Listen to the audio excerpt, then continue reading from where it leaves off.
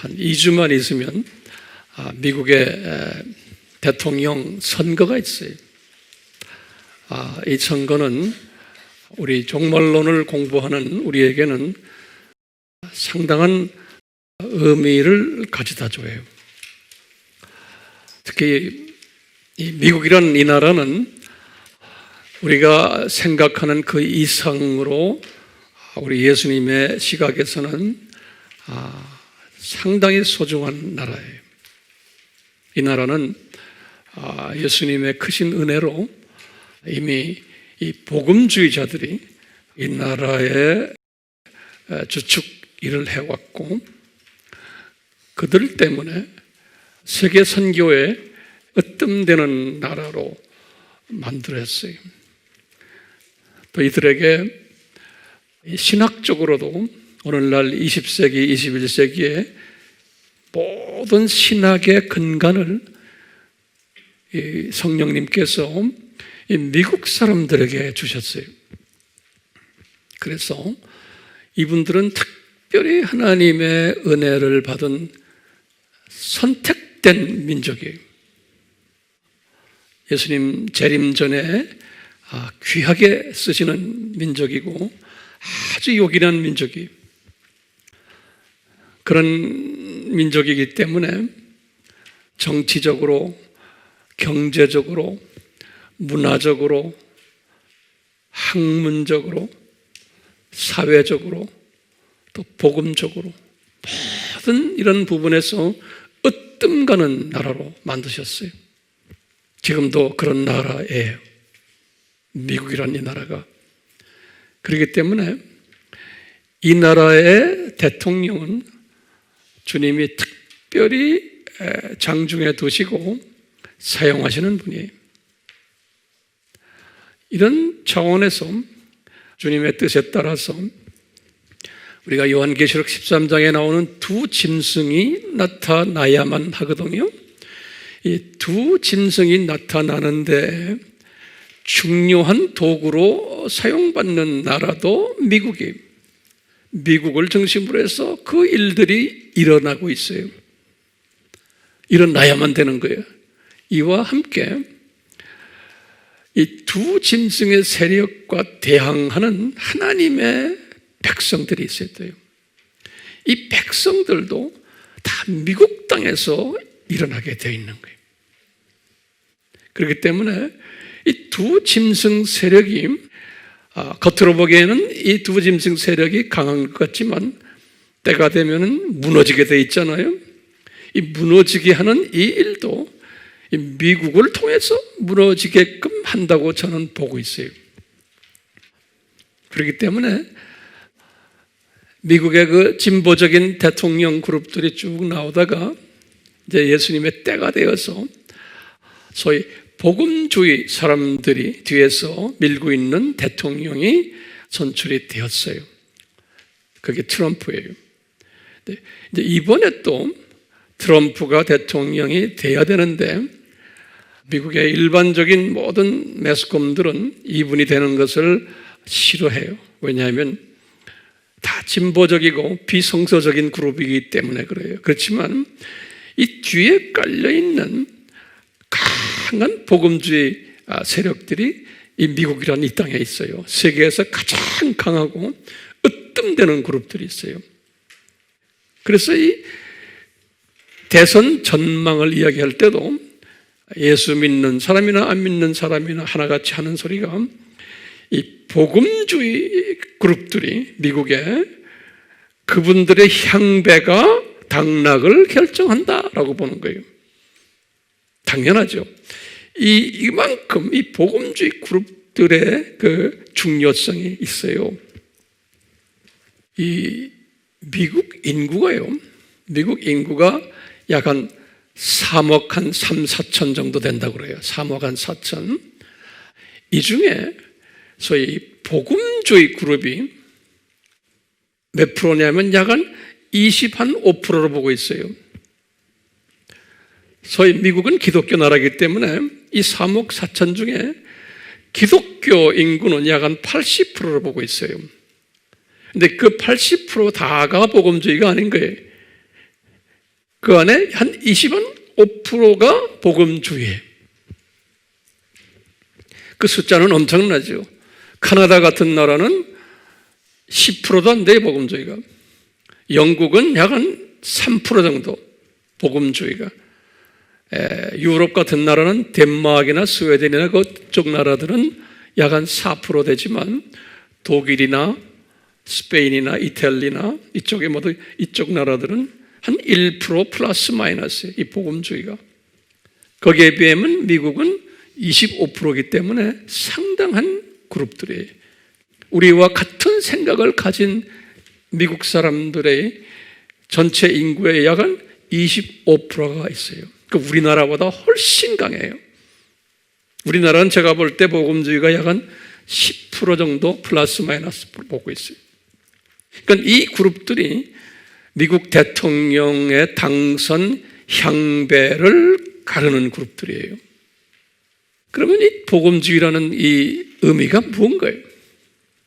이제 다양하게 사용하지만요, 삼위일체 하나님을 믿고 예수님의 100% 신성과 100% 인성을 믿고요, 그리고 예수님이 유일 구원자이심을 믿고, 그런데 은혜를 받아야지만 믿는다고 믿는 그룹들이에요. 은혜 없이는 안 되는, 내 노력으로 되는 게 아니에요. 게다가 성경 말씀이 100% 하나님의 말씀이라고 믿는 그룹들이에요. 그리고는 이분들은 반 종교다원주의 그룹들이고 반 동성애 그룹들이고 반 낙태 그룹들이고 친유대주의 그룹들이에요. 친유대주의. 그리고 반세계 정부, 뉴월 오더 있죠? 반세계 정부 그룹들이에요. 다시 말하면 반신세계 질서 그룹들이에요. 그리고는 예수님의 재림, 임박을 믿는 그룹들이에요. 예. 요것을 통틀어서 종합적으로 복음주의 사람들이라 그러는 거예요. 그러니까 우리와 같죠? 예. 근데 신기한 건요, 강한 친유대주의 사상을 가지고 있어요. 이분들이. 이런 걸 생각하면요, 우리가 이제 종말론 공부를 하면서 이 종말론 공부가 그래서 굉장히 중요해요. 이제 앞으로 그 중요성을 제가 계속해서 이제 말씀드리겠지만, 친유대주의란 말은 뭐냐면요, 종말론 내학설 중에서 전천년주의 학설을 믿는 사람들이에요. 대부분이 전천년주의. 무천년주의나 후천년주의는 친유대 사상들이 아니에요. 그러니까 전천년주의 하면 뭐예요? 역사적 전천년주의와 그 다음에 뭐예요? 세대주의예요. 그러니까 전천년주의 하면 이 두 그룹이에요. 역사적과 세대주의 그룹들이에요. 그런데 미국은요, 25%의 복음주의 사람들 중에서 역사적 전천년주의도 있지만 강한 세대주의 사람들이에요. 그러니까 이 세대주의가 상당히 강한 그룹들이에요. 이 지금 25% 안에. 그렇기 때문에 이 복음주의 안에는 오늘날 미국이요, 이 세대주의의 지도자들이 복음주의의 지도자들이에요. 놀랍게도. 근데 우리나라는 딴 나라와 비교해서 우리나라는 소위 이게 무천년주의자 중에 일부가 이 세대주의를 자꾸 이단이라고 말하는 분들이 있어요. 이건 세상 돌아가는 걸 몰라서 그래요. 그러니까 우리나라 사람들은 여기에 속힘을 당하고 있어요. 이 세대주의를 주님이 어떻게 지금 쓰시고 있는가를 몰라서 그래요. 그러니까 우리나라 사람들이 웹에 보면은 어떤 분들은 세대주의 이야기하면 이단이라고 소리 지르는 사람인데 너무나 답답해요. 이 세계를 몰라서 그래요. 제가 볼 때 저는 세대주의는 아니지만 세대주의 교리에 나오는 거기 100% 동의하지 않는 부분들이 많아요. 우리가 이제 앞으로 자세히 공부하겠지만, 그렇지만 세대주의를 제가 반대하거나 무시하거나 그러질 않아요. 그분들을 제가 존경해요.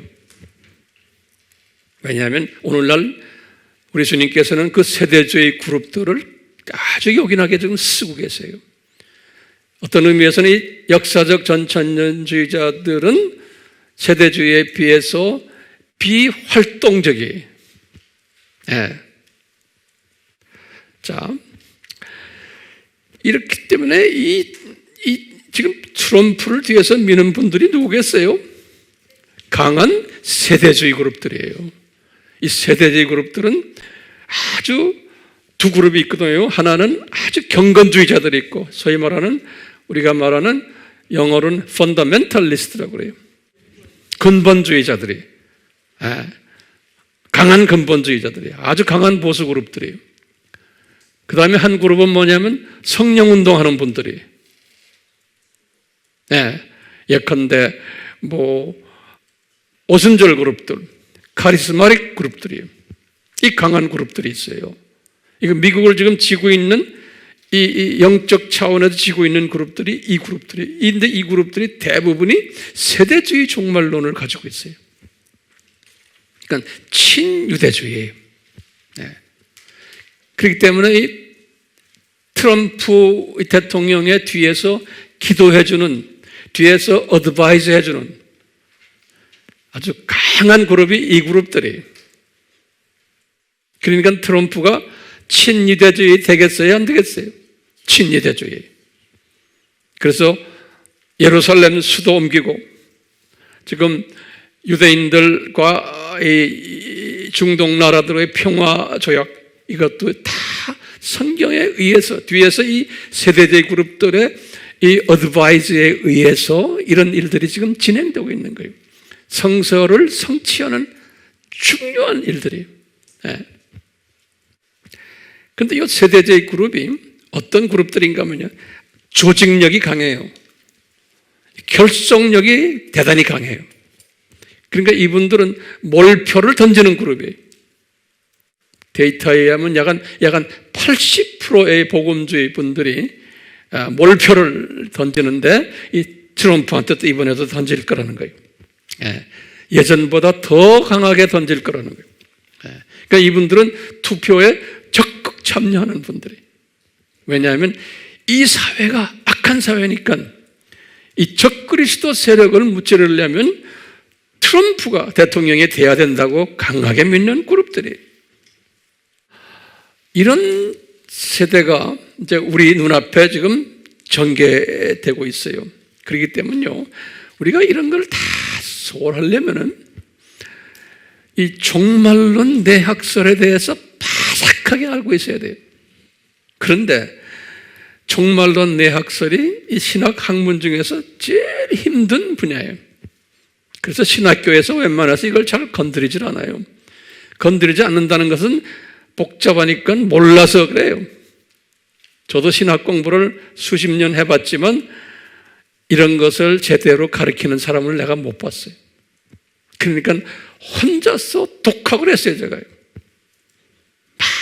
많은 학문적인 리서치도 많이 하고, 신학적인 리서치도 많이 하고, 그래서 나름대로 이렇게 제가 독학을 한, 경험한 이런 것들을 여러분들에게 지금 쏟아 부어드리는 거예요. 무료로. 자, 오늘 제가 말씀드릴 건요, 이 기독교의 내종말론 사상이 특히 진화론 사상에 영향을 받은 사상 종말론이 있어요. 이 두 개가 뭐냐면 무천년설과 후천년설이에요. 이 두 이론이 이 진화론의 영향을 받았어요. 그러니까요, 진화론 안에는 두 그룹이 있어요. 한 그룹이 뭐냐면 기독교인들이 믿는 진화론이에요. 유실론적 진화론을 믿는 크리스천들이 있어요. 다시 말해 유실론, 하나님의 존재를 믿으면서도 진화론을 거기다 갖다 대는 사람들이에요. 그렇죠? 그 다음에 예수를 안 믿고 타종교 사람들과 또는 종교를 믿지 않는 사람들, 무신론적 진화론자들이 있어요. 크게 보면 두 그룹이 있어요. 근데 우리는 지금 관심 있는 게 이 유실론적 진화론에 관한 관심이에요. 이 유실론적 진화론을 믿는 사람들은 기독교의 기본 사상은 다 믿어요. 예컨대 삼위 하나님 믿고 예수님의 하나님의 아들 되심도 믿고 구원론도 다 믿어요. 다 이런 부분에서는 기본적으로 믿는데 안 믿는 그룹이 후천년주의예요. 그렇지만 무천년주의자들은 이걸 다 믿어요. 근데 지금 내가 말하는 건 지금 유실론적 진화론의 영향을 받은 두 그룹이 무천년주의와 후천년주의인 거예요. 그런데 이 중에 무천년주의는 복음주의자들이에요. 우리와 같아요. 복음주의자들이에요. 그리고 후천년주의자들은 복음주의자들이 아니에요. 조금 복잡하지만 구별이 됐어요? 예. 그런데 이렇게 두 그룹이 다가 유실론적인 사상을 가지고 있는데도 공통적으로 요 두 사상이 가지고 있는 종말론적인 측면에서 볼 때 차이가 뭐냐면요. 창세기 지금 여기 1장, 2장 요 부분 보세요. 요 부분하고 저 끝에 보면은 계시록 21장, 22장 있죠? 저기 있죠? 요 부분은 똑같아요. 영원 세계. 그런데 차이가 있는 부분이 있어요. 이 차이가 뭐냐면 우리가 다 공부했지만 요 부분이 아담 타락에서부터 아브라함까지 요 부분을 해석하는 데 차이가 있어요. 제가 다시 말하면요, 진화론의 영향을 받은 크리스찬 그룹들이 요 부분을 해석하는 데 차이가 있어요. 다시 말해요, 진화론의 영향을 안 받은 그룹이 어느 그룹이에요? 역사적 전천년주의와 세대주의. 그 다음에 진화론의 영향을 받은 그룹이 어디예요? 무천년주의와 후천년주의. 그러면 이 사람들이 어디에서 성경 해석에서 일단락 차이가 나냐면 창세기 3장에서부터 우리 항상 내가 강조하던 요 11장까지 요 창세기 3장에서부터 11장까지를 해석을 할 때 어떻게 해석했어요? 이것을 상징화시키는 거예요. 그래서 이 숫자를 문자 그대로 보질 않는 거예요. 여기에 나오는 연대들, 나이들, 이 숫자들을 여기에 지금 많이 나오잖아요. 이 창세기 5장에 나오는 아담 타락부터 노아까지의 그 족보들, 거기에 나오는 숫자들을 상징화시켜서 실제 숫자로 보질 않는 거예요. 똑같이 지금 노아의 홍수, 아브라함부터 실제로 보는 거예요. 아브라함은 창세기 12장이거든요. 12장. 제가 이 이야기는 많이 했어요. 왜 이렇게 해석을 하냐면요, 이분들이 깔려있는 사상이 있어요. 뭐냐면, 이 진화론의 찰스 다윈에 가리킨 다윈주의와 연계가 되어 있어요. 이게 뭐냐면, 이 지구의 나이가 45억 년이라는 이 사상이, 다윈은 나중에 19세기에 들어와서 이걸 얘기했지만 그 전에도 항상 이런 사상을 크리스찬 중에 갖고 있었어요.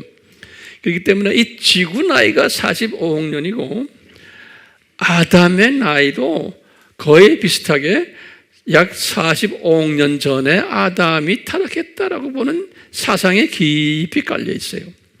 같은 크리스찬인데 이 사상이 깔려 있기 때문에 지금 여기에 지금 창세기 11장 여기에서 나오는 이 숫자들을 계산하면은 고작이야 2000년이에요.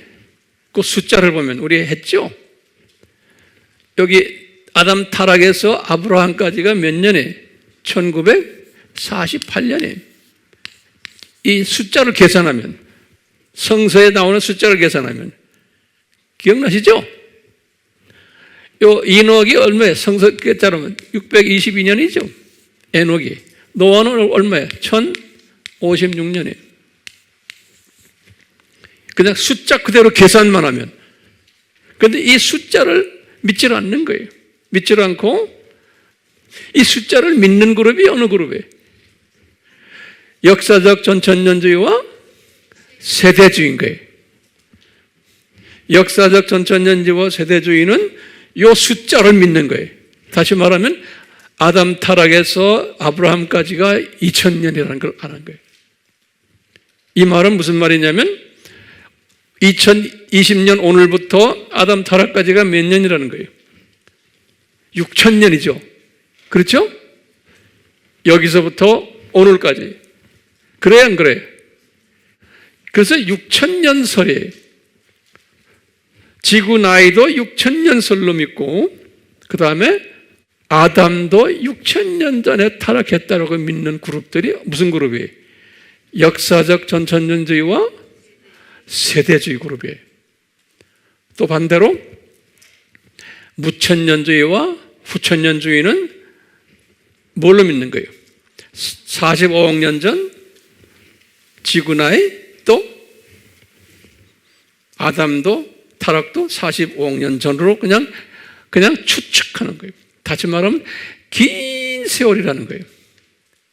이 진화론적 아이디어가 언제부터 나왔냐면 중세 시대가 시작하면서부터 학자들 사이에서 이런 아이디어가 나왔어요. 주후 500년 전으로 해서부터요. 이 학자들 사이에서요. 이게 저희 말하면 인본주의 사상이에요.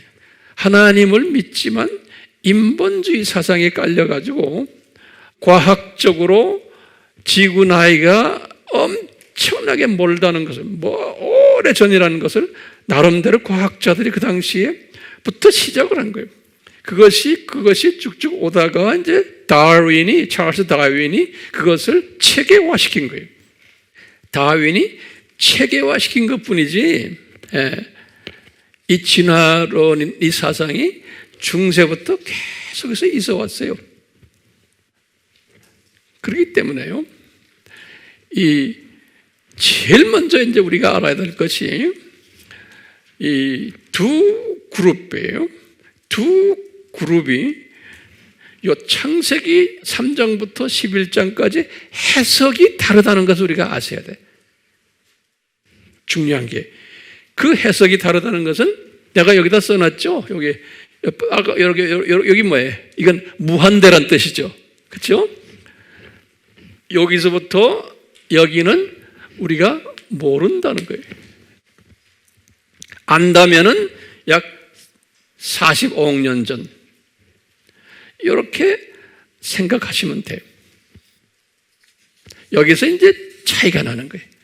여기서 차이가 나는데, 자, 우선 우리 다윈이 누군가를 잠깐 좀 보세요. 찰스 다윈. 다윈은 성공회 기독교인이 생물학자예요. 영국 사람이에요. 이분이 책이 종의 기원이라고 그러죠. 종의 기원. 1859년에 완간했어요. 1854년부터 시작하다가 1859년에 이것을 완간했어요. 끝냈어요. 이 시대가 1859년, 60년 요 세대가, 우리 나중에 이제 우리 세대주의 공부할 때 제가 말씀드리겠지만, 요 세대주의의 창시자가 누구예요? 존 다비라고 그러죠. 이 다비가 세대주의를 만들어낸 때와 거의 같은 때예요.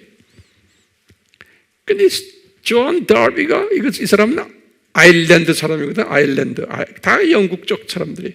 이 사람이 세대주의를 만든 것은 주님께서 이제 때가 되어서 그분에게 세대주의의 아이디어를 주신 거예요. 그러면서 친유대 사상으로 들어가고 이 사람들이 이 세대주의 사람들이 그동안에 역사적 전천년주의가 믿어왔던 요 창세기 3장에서부터 11장을 그대로 세대주의에다 적용한 사람이에요. 그러면서 계시록을 자기 나름대로 또 해석을 좀 달리했어요. 그러면서 강한 친유대주의 사상을 가진 분들이에요. 그러면서 강한 선교 마인드를 가졌던 사람들이에요. 이 사람들이. 그 후손들이 지금 트럼프를 지금 밀고 있는 거예요. 이 후손들이 지금요. 영적 후손들이. 자, 이 다윈, 이 진화론이 1930년도부터 50년까지 미국에서 아주 활발했어요. 그 현대 진화론 활성 시대라고 보면 되겠어요. 그래서 미국을 중심으로 해서 이 다윈의 진화론이 중고등학교 생물학 책의 교과서로 이제 사용받을 정도가 된 거예요.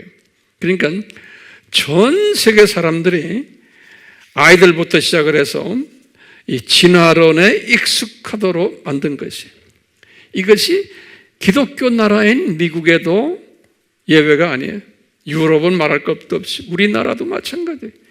그러니까요, 이 진화론 사상이 다시 말하면 기독교인들인데도 이 진화론 사상이 팽배했던 거예요. 이 말은 다시 말로 표현하면 뭐예요? 창세기 3장에서부터 11장까지의 해석을 진화론적으로 해석하도록 역사가 그렇게 흘러갔어요. 예. 그런 역사 속에서 이 역사적 전천년주의 사람들은 조금 약했어요. 그런데 강하게 이것이 아니다라고 덤빈 분들이 세대주의 그룹들이. 그래서 이 세대주의 그룹들이 어떻게 됐나? 이 사람들이 거의 같은 시대에 20세기에 들어와 가지고 창조신학, 그걸 크리에이션 티올로지라고 그래요. 창조신학을 크리스천 과학자들이 만들기 시작을 했어요. 다른 말로 표현하면요, 크리스천 과학자들이 진화론이 잘못됐다. 그래가지고요, 세상 학문에서 도전을 했어요. 진화론은 이거는 성서적인 걸 떠나서 비과학적이다. 그래가지고 20세기에 들어와서 수없는 크리스천 그룹들이 진화론을 반대하는 논문들을 엄청나게 많이 나왔어요. 오늘날은 기독교인 또는 비기독교인 과학자들 중에서 진화론은 이미 끝났다라고 보는 것이 대세예요. 오늘날은요. 진화론은 이거는 아니다라고 보는 게 대세예요. 웹에 들어가서 한번 보세요. 그런데도 이 기독교 안에는 아직도 이 진화론의 영향을 받은 그룹들이 아직도 많은 거예요. 그 그룹이 뭐예요? 무천년주의와 후천년주의 그룹들이에요. 예. 그래서 우리나라도 그 한동대학교를 세운 그룹들이 이 창조 신학을 가르쳐야 된다라고 믿고서 그 신학자들이 모여가지고 만든 것이 우리나라의 한동대학교예요. 같은 크리스천 학교들이지만 뭐 연세대학교, 뭐 이화여대, 뭐 다른 크리스천 그룹들, 이런 그룹들은 같은 학교지만 창조론을 가르치질 않는 거예요. 대신 뭘 가르쳐요?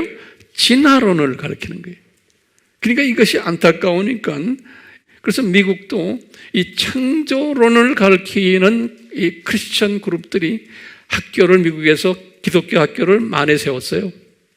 그래서 그걸 따라가지고 우리나라도 한동대학교가 나온 거예요. 근데 요새는 한동대학교가 또 어떻게 됐는지는 난 잘 모르겠네요. 자, 여기를 다시 한번 저기 보세요. 저 기간을 이제 이 진화론자들은 이 기간을 뭐라고 부르겠어요? 비역사적 시대라 그런 거예요. 비역사 시대다. 인간 역사의 실제가 아니다라고 보는 거예요. 다시 말하면 그냥 긴 세대다. 근데 그 1, 2천 년도 아니고 수억 년, 수십억 년 시대다라고 보는 거예요. 그 기간을. 그래서 이제 신학자들은 그 기간을 신비 시대다. 미스, 신비 시대다. 라고 이렇게 그냥 보는 거예요. 그러니까 우리나라에도 지금요, 이 무천년주의자들이 다 복음주의 사람들인데 대부분 다 무천년주의 사람들은요, 이 사람들이 이런 시각으로 보는 거예요.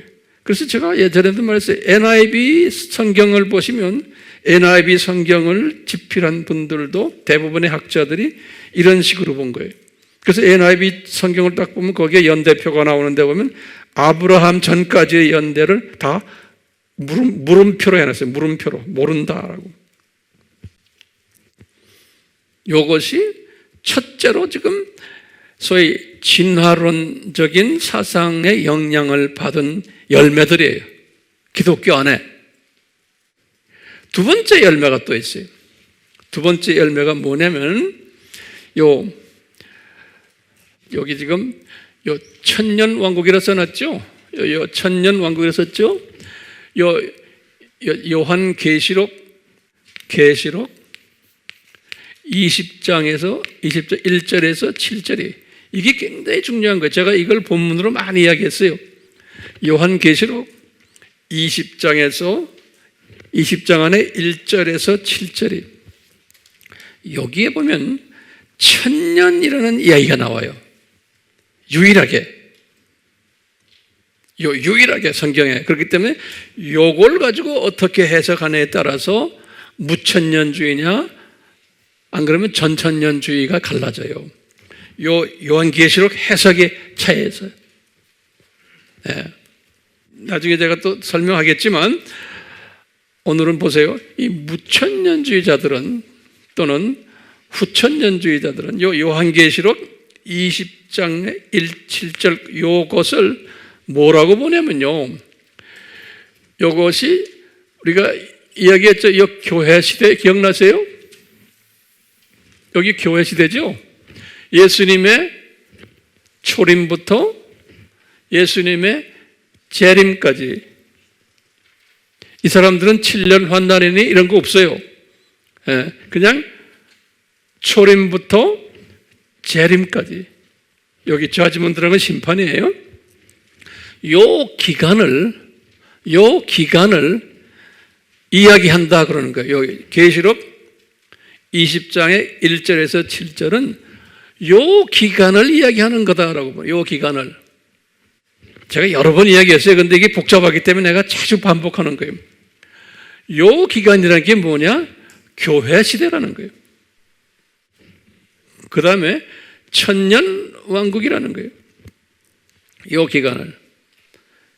이건 상징적 천년 왕국이에요. 그 다음에 안티적 그리스도 기간이라는 거예요. 요 기간을. 교회 시대를. 또는 요 기간을 좁은 의미에서는 하나님의 나라로 보는 거예요. 좁은 의미에서. 그래서 어떤 사람들은 요 교회 시대 요것만 하나님의 나라로 보는 사람도 많아요. 네. 이거 구별할 줄 알아야지만요. 여러분들이 웹에 들어가서 누가 이렇게 말하면 아, 이분이 이게 어떤 그룹이구나.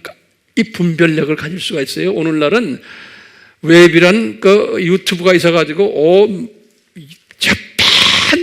잡동사니들이 다 거기 나타나기 때문에 더 혼돈스러워요. 그러니까 여러분들 지혜롭게 그런 걸 보세요. 아무거나 주워 보면 안 돼요. 그런데 보세요. 요 기간이 지금 오늘 여기 2020년이죠? 예수님 초림부터 지금까지 오늘까지는 역사 속에서 있었어요. 그래서 2020년까지 왔잖아요. 근데 오늘부터 언젠지 모르지만 이 예수님의 재림까지는 이게 날짜가 정해 있는 게 아니에요. 앞으로 이거란 걸 앞으로 제 말 잘 들으세요. 앞으로 10,000년 후도 될 수 있어요. 10만 년 후도 될 수 있어. 논리적으로 이야기하는 거예요. 안 그러면 또 무슨 말 하냐면 일주일 후도 될 수 있고 tomorrow 내일도 될 수 있다고 믿는 거예요. 그러니까 잘 들으세요. 아, 예수님이 곧 재림에 오십니다. 그냥 말하면 그 말 속에는 두 가지 의미가 숨겨져 있어요. 이분들은 뭐냐면 내일도 올 수 있고 오늘 이 시간에도 올 수 있고 안 그러면 1000년 후, 10,000년 후도 올 수 있다. 그러니까 아무도 모릅니다. 그러는 거예요. 그러니까 아무도 모른다는 말씀 예수님이 하셨잖아요. 그 말을 가져다가 아무도 모른다 그런 거예요. 그러니까 세대주의 사람들 중에서는 실수한 사람들이 있었어요. 날짜 정한 사람도 있었죠. 그러니까 날짜를 정하면 다 세대주의로 그냥 몰아버리는 거예요. 이건 이단이더라고. 그럼 우리나라에서. 예. 왜냐하면 아무도 모른다는 거예요. 앞으로 10만 년 후에도 될 수 있다는, 투모로도 될 수 있다는 거예요. 그러니까 사람들이 아주 혼돈하는 거예요. 그러니까 우리나라에서는 무천년주의 하는 사람들은 뭐라 그래요? 종말 이야기를 안 해요. 교회에서 종말 이야기하면 이단이라고 그래요. 그러니까 못하게 해요. 또 목사님들도 그 이상 잘 몰라요. 그러니까 말 안 해요. 그냥 어떻게 하면 이 세상에서 우리가 잘 사느냐? 이런 이야기만 해요. 어떻게 하면 행복한 크리스찬이 되느냐?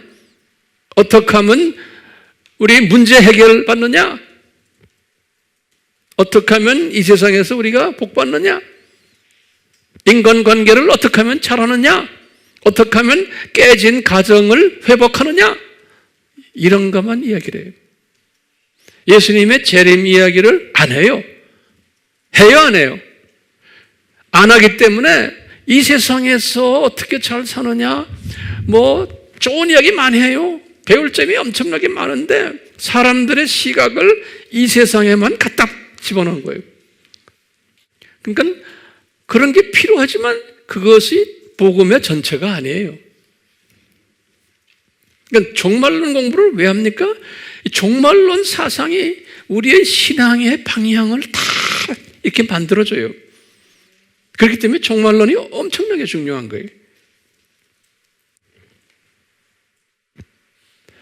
그러니까요, 보세요.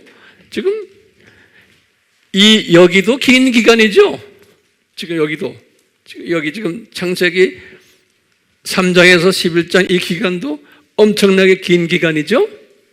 지금 이 무천년주의자들은 후천년주의자들이 지금 생각하는 게 이 진화론적 개념이거든요. 그 다음에 저기 보면은 오늘부터 시작을 해서 앞으로 예수님의 재림까지도 엄청난 긴 기간이에요. 이분들의 생각에. 그렇기 때문에 이것을 하나 펼쳐서 하나를 보면은, 여기를 보시면 아담 타락에서부터 여기 지금 예수님이 어디 계셔? 예수님 계셨죠? 이 기간이 이게 긴 기간이에요? 얼마나 긴 기간이에요? 이 기간. 이 기간도 모르죠? 왜 몰라요? 이것 때문에 그런 거예요. 제 말 알겠어요? 예. 이것 때문에 긴 기간인 거예요. 이 기간은. 근데 요건 우리가 알아요. 요건 역사적, 요건 2000년이에요. 그렇지만 이 기간은 긴 기간이에요. 그 다음에 보세요. 여기도 봐요. 요것도, 요 기간은 지금 2000년이에요. 우리 오늘날까지. 우리 아는 역사적인 사건이에요. 그렇지만 앞으로 있을 예수님의 재림까지는 내일도 될 수 있고 10,000년 후도 될 수 있다는 거예요. 그렇기 때문에 보세요. 신약 기간도 2000년, 3000년이 아니에요. 엄청나게 긴 기간이에요. 그러니까 요 기간도 다 모르는 거예요. 다시 보면 이것이 뭐냐? 이 기간을 이 세상이라고 그러는 거예요. 아담 타락에서부터 저 끝날 때까지를 이 세상이라고 그러는 거예요. 근데 이 세상이 우리가 생각하는 이 세상은 몇천 년이에요? 7000년이죠. 오케이? 그런데 세대주의 사람들이나 역사적 전천주의 사람들은 이 세상을 7000년으로 보는 거예요. 근데 여러분들이 7000년 이야기를 누가 하면 이거 이단 아니야? 이런 사람 많죠? 왜 그런지 알겠어요? 왜 이단이라고 그러는지? 이것을 이 세상이라고 그러고 또 이분들은 지금 요 말 잘 들으세요. 요 기간을 하나님의 나라로 보는 사람이 있어요. 그러니까 하나님의 나라를 두 시각으로 봐요. 넓은 의미에서 하나님 나라는 여기서부터 저기까지고 좁은 의미의 하나님의 나라는 요 교회 시대를 하나님의 나라라고 그래요. 교회 시대를. 그렇기 때문에 상당히 혼돈스러워요. 우리가 하나님 나라를 넓힙시다 그러면 무슨 의미예요? 하나님 나라를 넓히기 위해서 우리가 선교합니다 그러면 어떤 의미예요? 이 교회 시대를 의미할 수도 있어요. 안 그러면 이걸 의미할 수도 있어요. 그런데 우리가 이야기하는 하나님의 나라는 뭐예요? 우리가 생각하는 하나님 나라는 뭐예요? 저 세상, 이 세상, 저 세상에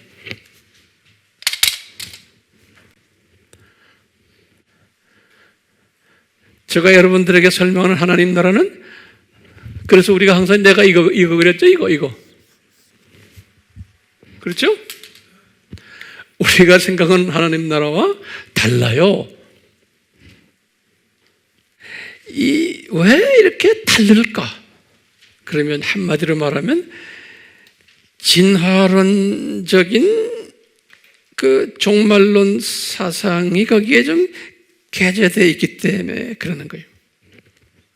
진화론의 이 지구가 45억 년이다. 여기에다가 또 모든 것을 상징적으로 보는 천년왕국도 상징적으로 보는 이러다 보니까 엄청난 긴 기간으로 이렇게 보는 거예요. 네. 자, 이런 가운데 종교개혁 이후에는 무천년주의 분들이 무천년주의라 그러면 뭐예요? 무천년주의라 그러면요 로마 카톨릭이에요. 그렇죠? 그 다음에 정교회 다 무천년주의예요. 그분들이 다 이렇게 본 거예요. 그 다음에 개신교에서도 무천년주의를 가졌던 분들이 루터교회, 성공회, 장로교회, 침례교회, 감리교회 다 무천년주의예요. 종교개혁 이후에. 그러니까 이런 사상을 가졌던 거예요. 그러다가 이런 분들 사이에서 특히 개신교 이런 분들 사이에서 루터교, 성공회, 장로교, 침례교, 감리 이런 사이에서 역사적 전천년주의 사상을 가진 사람들이 나오기 시작한 거예요. 우리가 그것을 지난 시간에 제가 설명했어요. 그래서 역사적 전천년주의 복고 사상이라고 그러죠. 이분들은 어떤 사상을 가졌냐면 진화론적 사상은 아니다라고 본 거예요. 그리고는 초대교회에 500년 동안에 있었던 그분들의 사상이 맞다라고 본 거예요.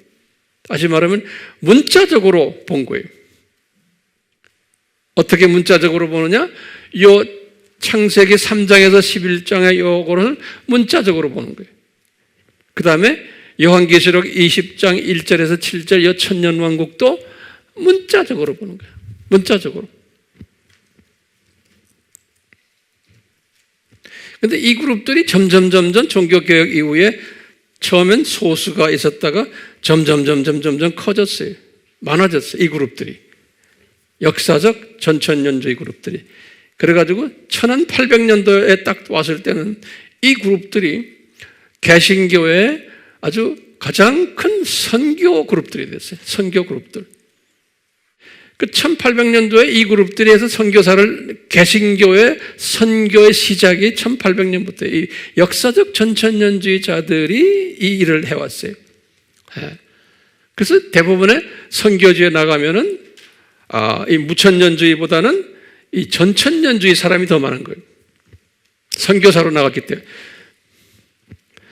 그러는 가운데 동시에 무천년주의 안에서 이 후천년주의 사람들이 나타나기 시작한 거예요.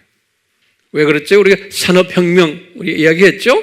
산업혁명이 있으면서 이 세상이 더 잘 사는 세상으로 변하는 것을 기독교인들이 느낀 거예요. 산업혁명 때문에. 무천년주의가 가지고 있는 그 신학 이론 중에 하나가 중요한 게 뭐냐면요, 비관적인 사상이에요. 이게 무슨 말이냐면 이 세상은 점점 더 악해지고 나빠지고 전쟁도 있고 이 세상은 사람 살기가 힘들게 될 때 예수님이 오신다라고 보는 거예요. 그러니까 이분들이 생각한 이 예수님의 세컨 카밍이 세상이 악해질 때 온다고 하는 그 사상이에요. 근데 그 사상은 역사적 사람들도 똑같이 가지고 있죠. 세대주의도 다 같죠. 근데 이 후천년주의 사람들은 무슨 생각했냐면 세상이 이렇게 잘 되는데 이걸 바꾸자. 그래서 낙관적인 사고를 가지게 된 게 후천년주의 사람들이에요. 그래서요, 무천년주의 사상을 가졌던 사람들의 아주 대거 후천년주의로 다 옮겨버렸어요. 이게 다 하나님의 뜻이에요. 왜냐하면요, 이때부터 무슨 일이 일어났냐면 이제 일루미나티가 본격적으로 나타나기 시작한대. 이때가. 그래서 일루미나티라는 건 다 크리스천 그룹들이에요. 이 크리스천 그룹들이, 하나님이 이 그룹들을 일으키기 시작하신 거예요. 왜 일으키게 됐나요? 두 진승을 만들어내야 되잖아요. 예수님 오시기 전에. 그렇죠? 이 두 신정 세력, 그러니까 이 세상을 낙원화시키자고 하는 이 세력들, 이 세력들이 나타나야만 되거든요. 예수님의 예언에 의하면 그 나타나야만 되는 그 사건을 이 후천년주의 사람들을 만들어가지고 이 일을 하시기 시작하신 거예요. 후천년주의 사람들이 지금 소위 일루미나티니, 프리메이슨이, 또는 이 지금 바티칸 그룹들, WCC 그룹들, 예수회 그룹들, 이 그룹들이 다 여기에 속해가지고 이 세상을 자기네가 지배하는 신세계로 만들자고 나오는 게 지금 오늘날 우리 눈에 지금 보이고 있잖아요. 근데 이분들은 같은 기독교인이지만 이 세상 낙원화주의 기독교인들이에요. 저 세상이 아니고 우리가 생각하는 거와 거꾸로 돼 있어요. 인본주의 기독교 그룹들이에요. 세계 평화주의 기독교 그룹들이에요. 지구를 살리자고 하는 기독교 그룹들이에요. 환경 기독교인 그룹들이에요. 종교를 다 하나로 만들자, 종교 다원주의 기독교 그룹들이에요. 사회주의 기독교 그룹들이에요. 이 말은 뭐냐면 복지 우선주의 기독교 그룹들이에요. 평등사회주의 기독교인들이에요. 평등사회. 빈부의 격차 없애버리자. 성소수자 보호주의 기독교 그룹들이에요. 이 세상을 낙원화시키려면 성차별 반대주의 기독교 그룹들이에요. 여권 신장, 여자의 권리, 여권 신장 기독교 그룹들, 종교 차별 반대주의 기독교 그룹들. 이러기 때문에요, 이 사람들은 모든 종교가 같다고 보기 때문에 이 사람들이 자기네들도 모르게 친유대주의로 돼버린 거예요. 그러니까 유대인들만 사랑하는 게 아니고 모든 인류는 다 종교는 같다는 의미에서 유대를 예전은 반유대 사상이었는데 무천년주의가 이 후천년주의자들은 유대인들도 오케이예요. 다른 종교인들 다 오케이로 보는 거예요. 이런 사상이 어디에서부터 이제 시작이 됐다고 봅니까? 진화론적인 사상에서부터 시작돼 가지고 이렇게 오면서 산업혁명이 일어나면서 이것이 이제 이렇게 세계가 이렇게 되면서요. 지금 이 후천년주의 사상을 가진 사람들이 엄청 많아요. 그러니까 이 사상은 후천년주의 사람들은 어느 주의에서 파생해 나온 사람들이에요? 무천년주의에서 파생해 나온 사람들. 그러니까 이 사상을 믿는 사람들. 그러니까 후천년주의도 이 세상을 다 믿는데 차이가 나면 뭐가 나와요? 이 세상을 낙원화시키자는 거예요. 이 도표와 똑같은 사상인데 무천년주의는 이 세상이 나빠져야지만 예수님이 오신다. 산고신학을 믿는 사람들이에요. 무천년주의는 그래서 복음주의 사람들이에요. 산고신학을 믿어요. 그런데 후천년주의는 산고신학의 반대가 뭐예요? 낙원주의. 그래서 신세계 질서라는 말을 쓰는 거예요. 이 세상을 사람 살기 좋은 낙원으로 만들자. 그러면서 이분들의 생각은 이제는 기독교만 유일한 종교로 믿지 않는 거예요. 기독교는 one of them으로 믿는 거예요. 내가 수천 번 이야기했죠. 예수님도 그리스도 중 한 분이다라고 믿는 거예요.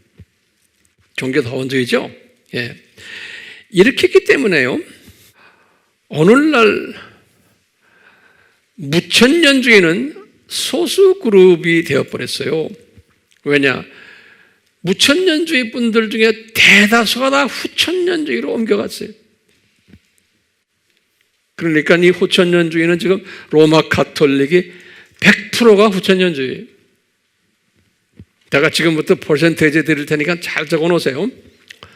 정교회도 100%가 후천년주의예요.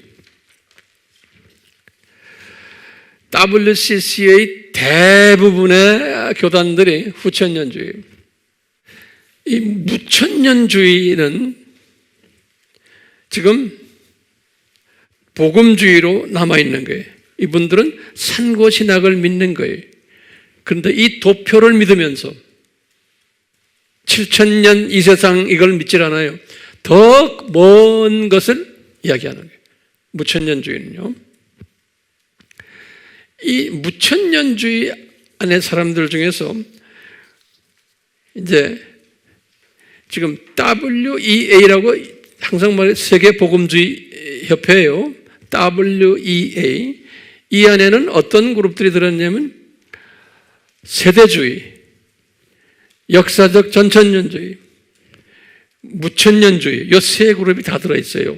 WEA 안에. 복음주의 사람들이에요. 그런데 이 안에 종말론 사상이 조금씩 다른 거예요. 같은 복음주의 안에서도. 근데 지금 이 안에서 무천년주의 출신들이 지금 이 WEA 안에 무천년주의 사람들 중에 일부가 WCC와 대화하자 라고 나오는 분들이 있어요. 그리고 로마 카톨릭과도 대화하자. 그래서 지금 WEA가 지금 분열 조짐이 지금 보이기 시작해요. 그 안에서 지금 누구 때문에? 무천년주의 사람들 때문에. 그걸 반대하는 그룹들이 뭐겠어요? 역사적 전천년주의 사람들은 반대하는 거예요. 그 다음에 세대주의 사람들은 반대하는 거예요. 자, 이제 내가 결론적인 이야기를 지금 드려요. 오늘 좀 복잡했어요. 자, 그러면 황 목사님, 우리나라 교계는 그러면 어떻게 됩니까? 우리가 이제 이 배경을 지금 공부했으니까 이제 제가 이제 우리나라의 교계의 상태를 제가 데이터를 드리려고 해요. 그래서 그걸 잘 적어 놓았어요. 왜냐하면 이제 우리가 이것이 필요한 거예요. 자, 그러면 우리나라가 지금 이 네 가지의 종말론 사상이 우리나라의 각 교단들에게 어떻게 분포되어 있냐예요. 이건 꼭 적어 놓으세요. 이거 알아야 돼요. 자, 첫 번째, 장로교단이에요. 장로교단인데 제가 이렇게 보니까 약간 7가지의 장로교단이죠. 크게. 그러니까 이게 7가지 장로교단이 조금씩 다 달라요. 준비됐어요? 첫 번째 장로교단이 예장합동이에요. 여기에 신학교가 가로 열고 적어 놓으세요. 총회신학교예요. 이 그룹은 복음주의 그룹이에요. 그렇기 때문에 이 안에 역사적 전천년주의자들이 약 한 40% 있다고 저는 보고 있어요. 내가 추측하는 거예요. 그 다음에 무천년주의자들이 이 안에 약 한 50%가 있다고 생각해요. 같은 교단인데, 그 다음에 세대주의 사람들이 약 한 10% 정도 있어요. 이렇게 분포되어 있어요. 제가 나름대로 내 경험에 의해서 지금 분포하는 거예요. 이게 절대적인 퍼센테이지는 아니에요. 참고만 하시라고요. 그러니까 내가 말하는 건 예장 합동 안에도 이 세 종류가 다 있다는 거예요. 누구하고 이야기하냐에 따라서 달라요.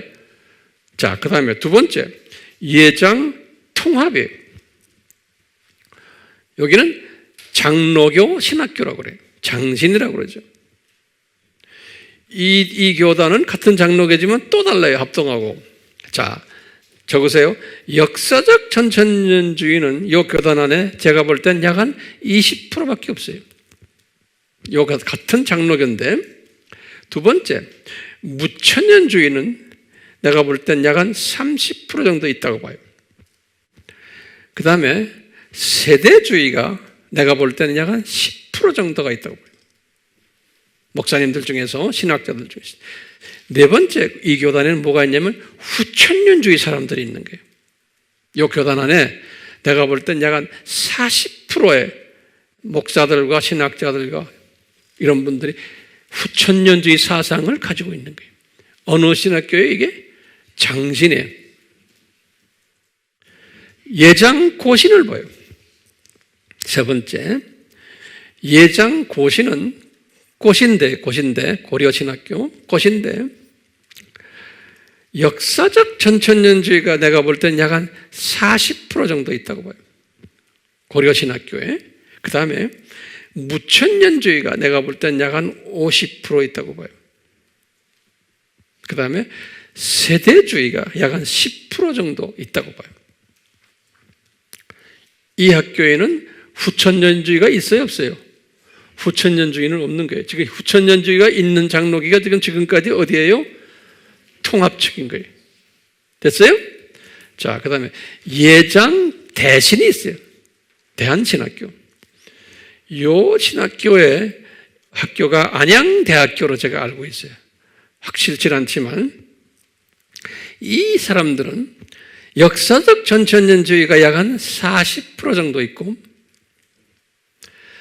무천년주의가 약 한 50% 정도 되고 세대주의가 약 한 10% 정도 있다고 저는 생각해요. 그 다음에 다섯 번째로 예장 합신이에요. 그 학교 이름이 합동신학교라고 그래요. 여기 우리 동네 어디에 있는 것 같아요. 수원 근방에. 정확히 모르겠는데, 자, 이 그룹은 역사적 전천년주의가 약 한 40%로 보고 무천년주의가 약 한 50%로 보고 이 안에도 한 10% 정도의 세대주의가 있다고 보고 있어요. 그러니까 세대주의는 소수예요. 여섯 번째 장로교 신학교가 예장 백석신학교예요. 천안에 있는 백석신학교. 여기 백석대학교죠. 여기를 가만히 들여다보면요, 역사적 전천년주의가 약 한 40%고 이 안에도 무천년주의가 약 한 50%고 세대주의가 한 10% 정도 있다라고 그냥 보면 돼요. 비슷해요. 일곱 번째 장로교 교단이 한신이 한국신학교. 한신대학교라고 그러죠. 기장이에요, 기장. 기독교 장로교예요. 나머지들은 다 예장인데 여기만 기장 한신이 장로교인데 요 교단은 역사적 전천년주의 없어요. 무천년주의 없어요. 세대주의 없어요. 그럼 뭐가 있어요? 이 교단은? 후천년주의가 내가 볼 땐 거의 100%예요. 후천년주의가. 그 다음에 감리교단을 봐요. 감리교단은 기독교 감리, 기감이라고 그러죠. 기감. 이게 이제 감리교 신학교예요. 이 감리교단을 보면은 지금 좀 50대, 60대, 70대 이 어른들을 보면은 역사적 전천년주의자들이 있어요. 근데 약 한 10%로 좀 보고 있어요. 감리교는 많이 변해버렸어요. 왜냐하면 이 미국 쪽의 감리교, 영국의 감리교가 이미 다 후천년주를 갚버렸기 때문에 그래요. 아직도 우리는 좀 잔재가 남아있어요. 무천년주의자들도 내가 보기에는 한 10% 정도. 세대주의도 약 한 10%로 봐요. 나머지 한 70%는 후천년주의, 이 감리교가 아주 급속도로 이렇게 지금 가고 있어요. 이 웨슬리라는 이분은 정말 그 뜨거운 복음주의 사람이었는데 그 후손들은 지금 이렇게 돼버렸어요. 자, 우리나라는 그래도 좀 나은 거예요. 다른 나라는 감리교는 거의 한 90몇 프로가 후천년주의. 자, 성결교단을 한번 봐요. 성결교단은 두 가지가 있는데 하나는 기성이라고 있어요. 기독교 성결교단이. 이제 서울신학교라고 그래요. 신학교 이름이. 이 본래 이 성결교단은 역사적 전천년주의를 가르치는 교단이에요. 이 성결교단은. 그 믿음의 선조들이, 신학자들이 다 그래요. 그런데 이 성결교단도 우리나라에 와가지고 많이 변했어요. 자, 처음에 이 기성을 보면 역사적 전천년주의는 이제는 약 한 30%밖에 없어요. 기성 안에. 두 번째는 무천년주의도 내가 볼 때는 약 한 30% 정도예요. 그리고는 세제주의도 약 한 10% 정도 있다고 봐요. 근데 이 기성이 같은 성결교지만 이 후천년주의 사람들이 꽤 있어요. 그게 30%예요. 왜냐하면 이 기성이나 예성이 이분들의 신학이 웨슬리 신학이에요. 이분들의 신학이 이 칼빈주의가 아니고, 근데 웨슬리 신학이기 때문에 소위 웨슬리 신학이라는 감리교 신학이에요. 그렇기 때문에요, 이런 학교에서 교수 생활을 하려면 미국의 웨슬리 감리교 신학대학원을 나와야 돼요. 거기에서 박사학위를 받아야 돼요. 안 그러면은 이 교단, 이 성결교 교단 안에서 영적인 소위 신학자가 되질 못해요. 그러니까 웨슬리 공부를 해야 돼요. 근데 저쪽 미국 쪽에 지금 웨슬리안들이 다 어떻게 변해버렸어요? 후천년주의로 다 변해버린 거예요. 그렇기 때문에 이 학자들이 우리나라에 오면서 자기네 학교를 옛 선배들이 가졌던 그 신학 노선을 지금 이렇게 변경시키는 일을 하고 있어요. 그래서 지금 성결교단 중에 이 기성은 WCC에 들어가 있는 성결교 교단이거든요. 이 성결교가 WCC 때문에 기성과 예성이 갈라진 거예요. 장로교가 합동과 통합이 갈라지듯이 성결교도 거의 비슷한 때에 기성과 예성이 갈라진 거예요. WCC 때문에. 그러니까 기성이 훨씬 진보인데 그 안에 후천년주의자들이 내가 볼 때 한 30% 정도 있는 것 같아요. 기성. 많이 좀 변하고 있어요. 기성도. 자, 그 다음에 예성을 보면 예성은 성결신학교예요. 성결신학교. 여긴 좀 그래도 역사적 전천년주의를 아주 강하게 믿는 그룹이에요. 약 한 70%가 지금도 본래는 100% 그룹이에요. 이 그룹들이. 그 다음에 지금 무천년주의도 제가 볼 때 그 학자들 중에 약 한 10% 정도 있는 것 같아요. 그리고 세대주의도 내가 볼 때 한 20% 정도 있는 것 같아요. 그래도 예성은 많이 복음주의적인 건전한 교단이 아직도 거기에는 후천년주의를 사상을 가진 사람이 단에 서지 못해요. 예성은. 자, 그 다음에 기하성이라고 아세요? 기독교 하나님의 성회. 그것을 우리나라 말로 기하성이라고 그래요. 여의도 순복음교회 쭉 사람들이에요. 이 사람들은 한세대학교죠. 한세대학교. 이 사람들은 본래는 다 역사적 전천년주의와 미국 쪽에서는 이미 대부분이 역사적과 세대주의로 다 변해버렸어요. 이쪽 그룹들이. 그런데 그 안에도 무천년이 있어요. 자, 역사적이 우리나라 지금 순복음 이야기합니다. 약 한 30% 같아요. 그리고 무천년이 약 한 10% 같아요. 근데 세대주의가 약 한 60% 정도 될 것 같아요. 이 교단이. 자, 그리고는 마지막으로 독립교단이 있어요. 이 세계적인 추세예요. 이 독립교단들이 있는데 이 독립교단들을 보면은 역사적이 약 한 40%고 무천년이 한 30%고 세대주의가 약 한 30% 같아요. 이 독립교단은 후천년주의를 반대하는 교단이에요. 대부분. 후천년주의를. 자, 그럼 제가 이제 결론적으로 몇 마디 좀 할게요. 지금 이 데이터 잘 참고가 돼요? 이거 참고하세요. 지금 우리나라 교회의 특징을 이렇게 보면요. 초기라는 건 지금 100년 전 이야기예요.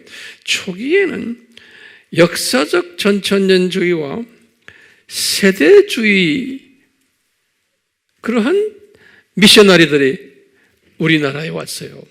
그리고 초대 우리나라 교회의 모든 목사님들, 신학자들이 다 이 주의를 가지고 있었어요. 그러다가 이제 세월이 흘러가면서 아까 데이터를 주신 대로 교단들이 이렇게 다 조금씩 후천년주의에 의해서 이렇게 조금씩 이렇게 변화되고 무천년주의가 점점점 이렇게 들어와서 변화된 모습을 제가 데이터를 드렸어요. 근데 그렇지만 초기에는 뭐였어요? 역사적 전천년주의와 세대주의였어요. 자, 그러면 이제 두 번째로는 또 우리가 볼 수 있는 특징이 우리나라 장로교단이 크게 두 그룹으로 나눠져요. 첫째가 뭐냐면 복음주의 장로교단이 있고 그 다음에 두 번째는 자유주의 장로교단이 있는 거예요. 후천년주의 장로교단이 있어요. 이렇게 둘로 갈라지는 거 우리가 볼 수가 있어요. 이 복음주의라는 거는 새 병말론 사상이 서로 다르지만 그걸 공존하고 있는 거예요. 이제 진보주의란 자유주의라는 것은 후천년주의. 이게 장로교 안에 그렇다는 거예요. 그러니까 이 새 학설, 복음주의 학설이 공존하고 있어요. 이것은 그렇기 때문에 우리가 이 공존하기 때문에 이 다른 것을 우리가 인정하고 존경하고 우리가 화평케 해야 돼요. 왜냐하면 이 세 분들은 다 나와 조금씩 종말론이 다르지만 다 하나님의 자녀들 아니에요? 제가 그래서 7가지 깨달을지언정 기억나셔야 돼요? 기억나시죠? 그거 항상 기억하세요. 7가지 깨닫는 게 뭐예요? 하나님의 정체성, 나의 정체성, 그 다음에 분량이 다르다는 것, 은혜와 은사와 믿음의 분량이 다르다. 이거 잊지 말아주세요. 그 다음에 내가 가지고 있는 것이 다 정답이 아니라는 거예요. 그러니까 내가 역사적 전천년주의자지만 역사적 전천년주의만이 정답이 아니라고 믿는 거예요. 이 세 가지 복음주의 종말론 안에 다 정답이 숨겨져 있다라고 믿는 거예요. 그 다음에 우리는 이 세 가지 종말론 가지고 있는 사람들은 다 하나님의 자녀들이라고 우리가 믿는 거예요. 천국 시민이라고. 영원히 공존할 존재들이라는 걸. 종말론이 좀 다르다고 해서 서로가 배척하면 안 되는 거예요.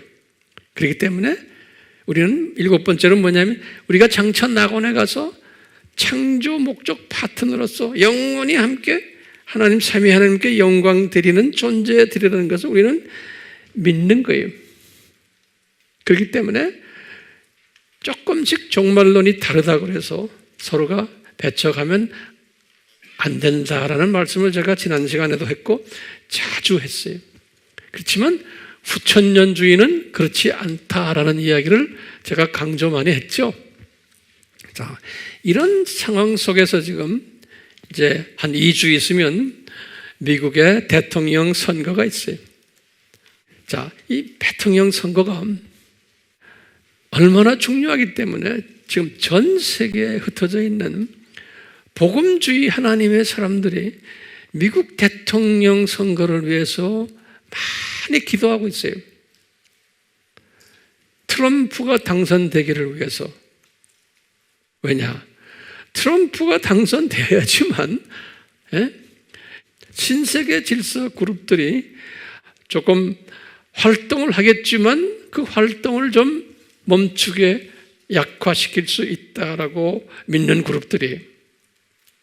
그런데 이제 여러분들이 나에게 물어볼 거예요. 그럼 황 목사님은 트럼프를 당선되기를 꼭 원하십니까?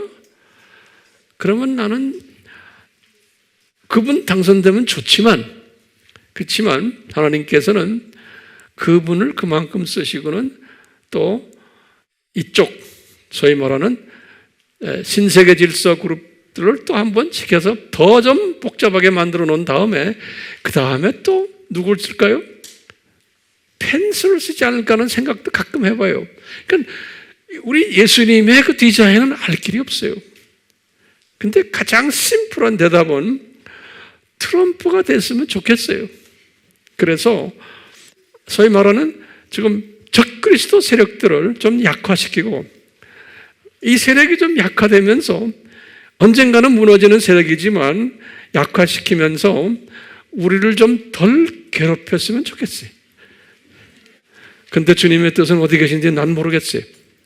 그렇지만 우리의 기도는 주님이 사랑하는 이 복음주의 그룹들이 좀 득세를 했으면 하는. 그런데 우리가 산고신학에 의하면 득세를 하면 또 안 되잖아요. 이런 딜레마가 우리한테 있어요.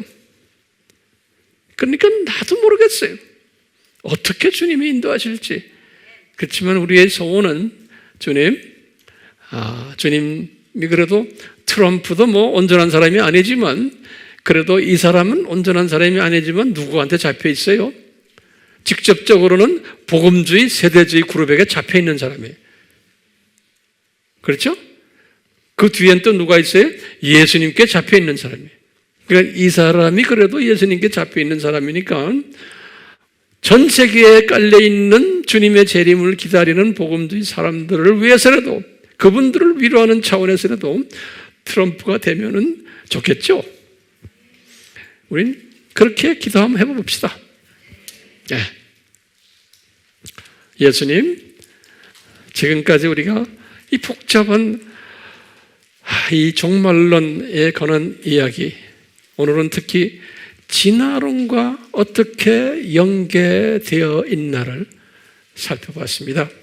예수님, 성령님께서 우리에게 충만케 하시고 날로 우리에게 지혜를, 영분별력을 더 크게 하게 하시고 넓게 만드시고 깊게 만드시고 높게 만드셔서 이 세대에 혼돈되어 있는 하나님의 자녀들에게 우리가 빛의 역할을 하는, 등불 역할을 하는 그러한 일들을 잘 감당할 수 있도록 저희들을 사용해 주시옵소서. 예수님의 이름으로 기도드리옵나이다. 아멘. 지금 이 시간은 우리 예수님의 특별한 은혜 베푸심과 하나님 아버지의 사랑 베푸심과 성령님의 강한 역사하심으로 이 복잡한 이 세상, 복잡한 기독교 개가 혼돈 속에서 갈 바를 모르고 있는 무리들이 산소를 기다리는 어항 속의 물고기들처럼 주님의 산소의 메시지를 듣고 싶어하는 이때 성령님이요, 저희들을 사용하셔서 조그마한 무리지만 저희들이 이 산소를 공급하는 일에 저희들을 사용하시고 기쁨 받아주시고 영광 받아주시옵소서. 이 성령님의 역사하심을 저희들이 의지하며 우리가 부름받아 나선 이 몸들이오니 천성을 향해 가는 성도들이오니 저희들 불쌍히 여기시고 은혜 베푸시고 사용하시고 삼위 하나님의 영광만 나타내시옵소서. 예수님의 이름으로 기도드리옵나이다. 아멘.